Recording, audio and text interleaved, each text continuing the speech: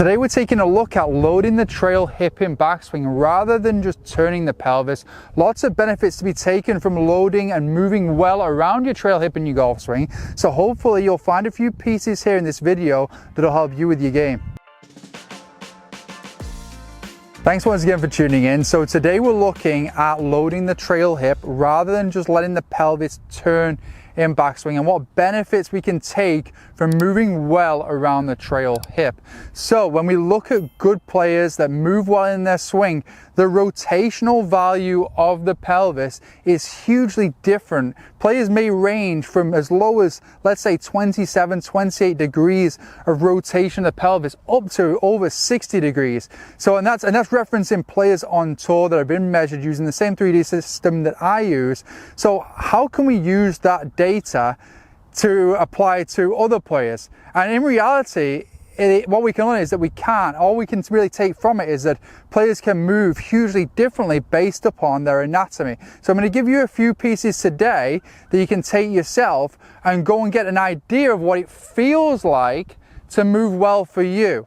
Okay, I'm going to focus today mostly on the lower body. However, the way a player moves through their backswing from a club, hands, arms, rib cage standpoint is also going to have a really big influence on how a player moves around their hip. So we can't just focus on only what I tell you today. However, I am going to provide as much value as possible. So let's start off with looking at what we're trying to achieve, what might be a good feeling to work towards. And to do that, I would like you to just play around with going into your usual setup position and then standing only on your trail leg. Now when we do this, I want you to maintain the same amount of bend at your ankle, knee and your hip.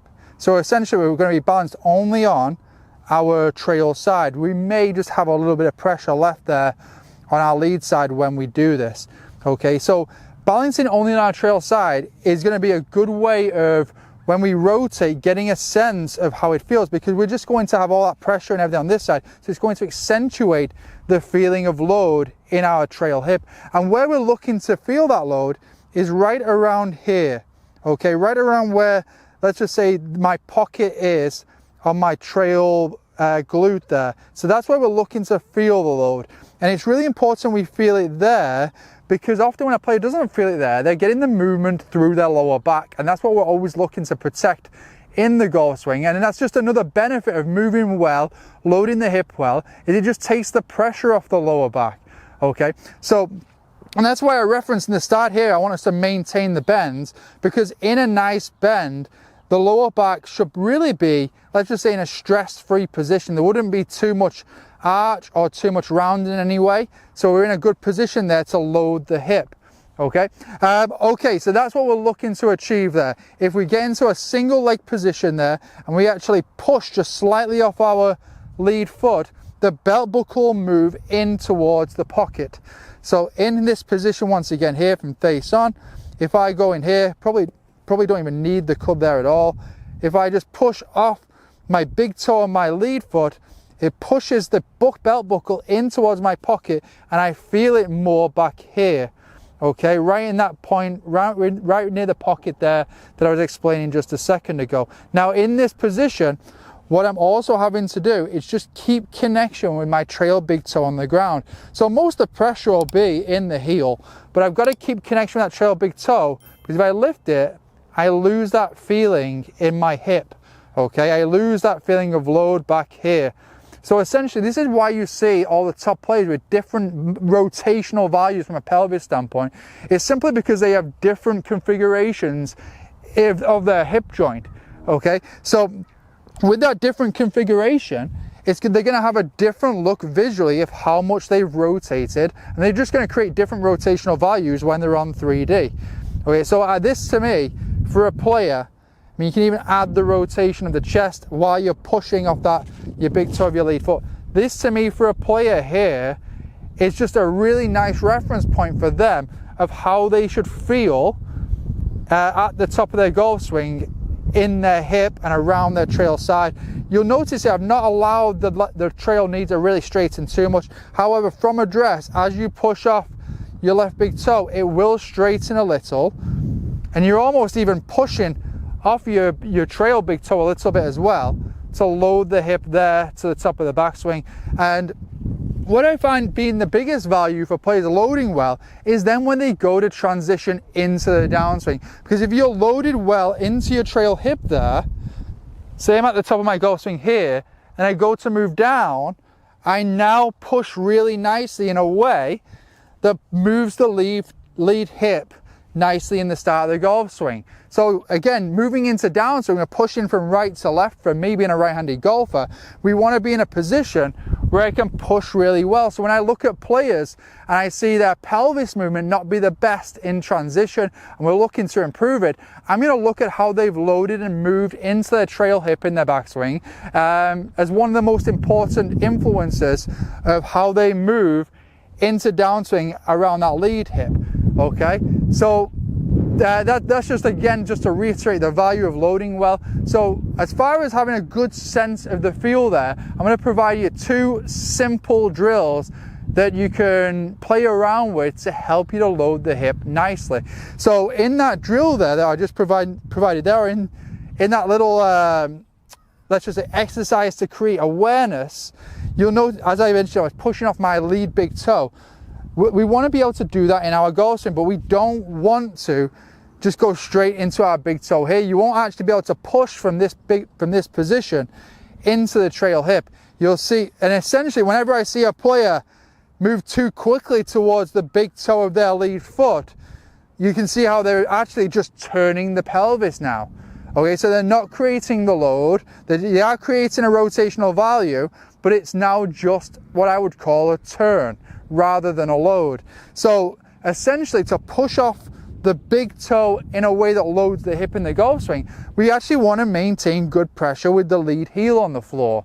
So in setup position here, I encourage players to maintain the pressure in the heel, but still get a sense that they're pushing off the big toe and loading into the trail hip there, and getting that same sensation of the belt buckle moving into the pocket and feeling that up in the pocket area back here in the same way as doing the single leg exercise we did at the start.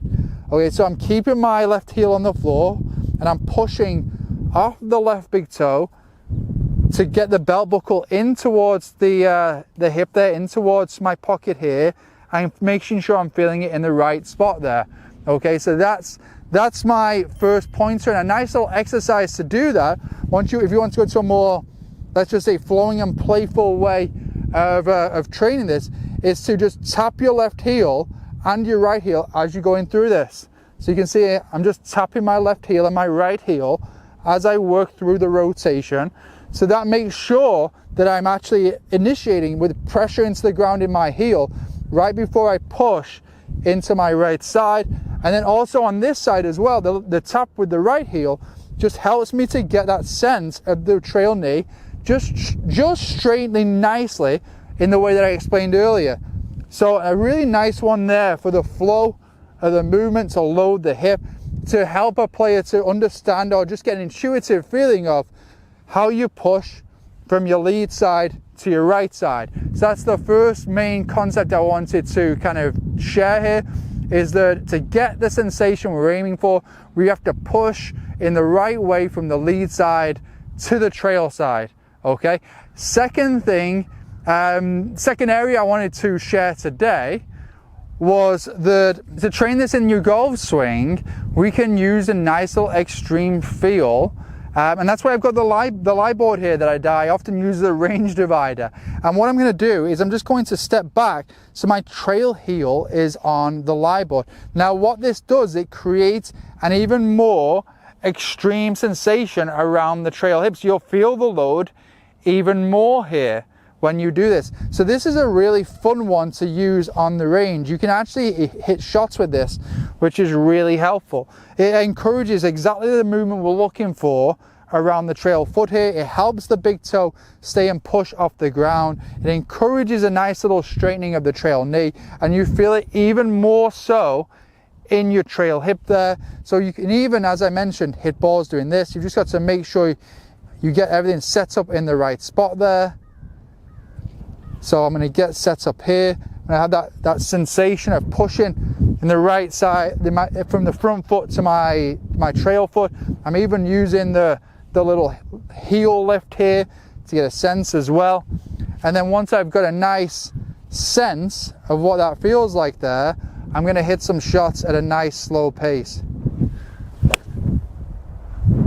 So nice one there, definitely felt the load. Hitting it at a slow pace really allows you to pay attention to whether you're getting the feeling in the hip the way we're looking to. So they're the two main, let's say, drills or exercises I want to share today. One, the heel tap.